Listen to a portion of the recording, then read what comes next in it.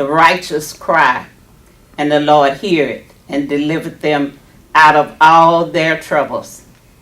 The Lord is nigh unto them that are of a broken heart. Father, we need direction right now. We need strength right now. We need mercy right now. Father, just touch the family, bring them together and give them the understanding that they need that, Father, that this thing taking place today.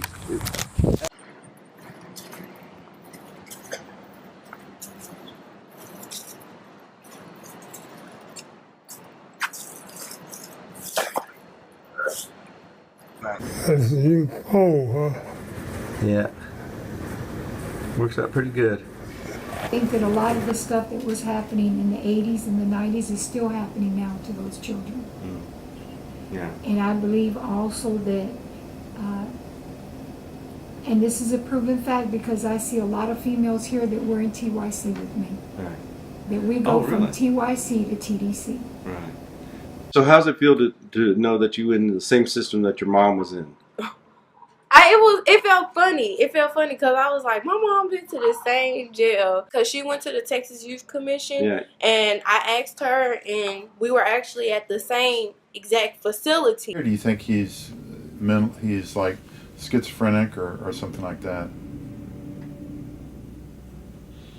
I'll tell you what. I'll I'll call and have somebody go by and see if they can talk to him. So it's 101 Fannin.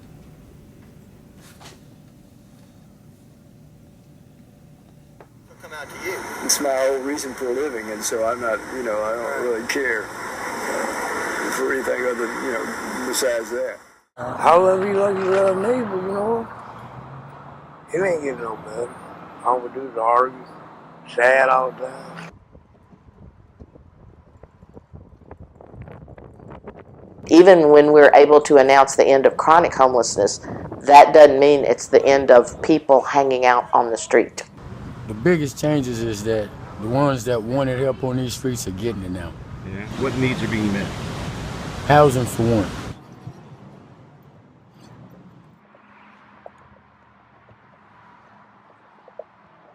No longer are we just managing the problem, which was what we were doing for, 20 plus years, Right. since the late 80s. Right.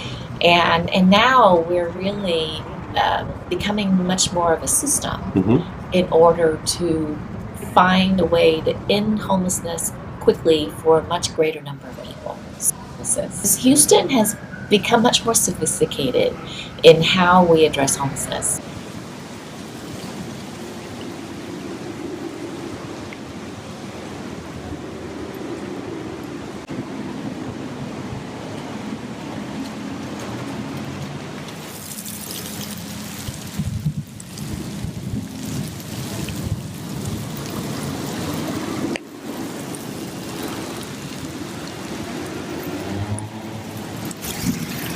My name is Ben DeSoto, and I'm a photojournalist. Born in Houston and worked at the Houston Chronicle for 25 years. I'm very pleased with my time there, and love this city, and love this country, and love people in general. So when I started at the Chronicle, I was 23 and the youngest on the staff. And the annual It's Cold, We're the Homeless story, and I got the assignment, and I got to go to the Star of Hope, and it just kind of like stepping back in time. What I saw reminded me of what I had read in school about Jacob Riis and how the other half lives.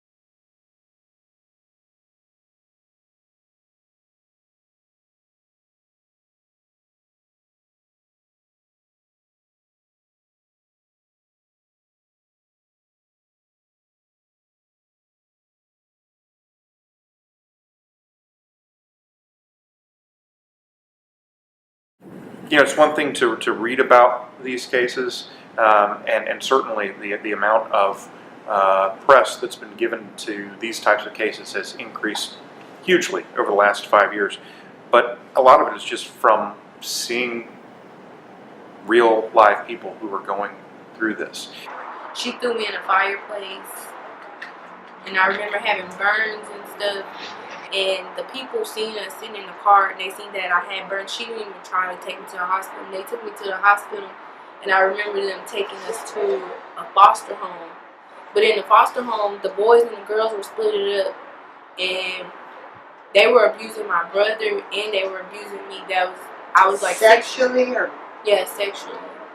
You know, right now, if you get they call whooping and spanking, mine was with stretcher cord, switch that they wrap around it, plants, water hose, whips, whatever mama got in the hand. If you did something wrong, that's what you would get hit with. So why do you think she used those ways on you? Because I figured her parents did her like that. Okay. And she figured that was the way that her parents brought her up. Yeah. So that's the way she bring her kids up. I had to learn everything on my own. My mom gave me away when I was 5 years old. People I didn't even know, but I was happy. Even though it abused me, but I was happy. You know? But I've been abused as a young child, and it had a big effect on me. But to this day, I'm a strong person. I can say that honestly. Have a bad hip. Yeah. Were you? Did you have a job or a career? Well, I was a welder. A welder? Yeah. How many years did you get to weld? I worked for a machine shop for about 10 years. Yeah. How long you been struggling with your health? About a year. About a year? Yeah. Born right over here in the Little York Hospital. Okay. So have you tried the Beacon? I haven't been down there yet. They're really good. So are you from Houston? Yeah, born and raised. So how long have you been struggling with homelessness? A little less than 2 years. You know, I was kind of planning that I would be, you know, at least in a shelter and kind of having a little base. And when you're kind of working as a transit, it's tough. Yeah. You know, and you just can't, all you can do is just kind of stay upright until something happens. And, you know, it will.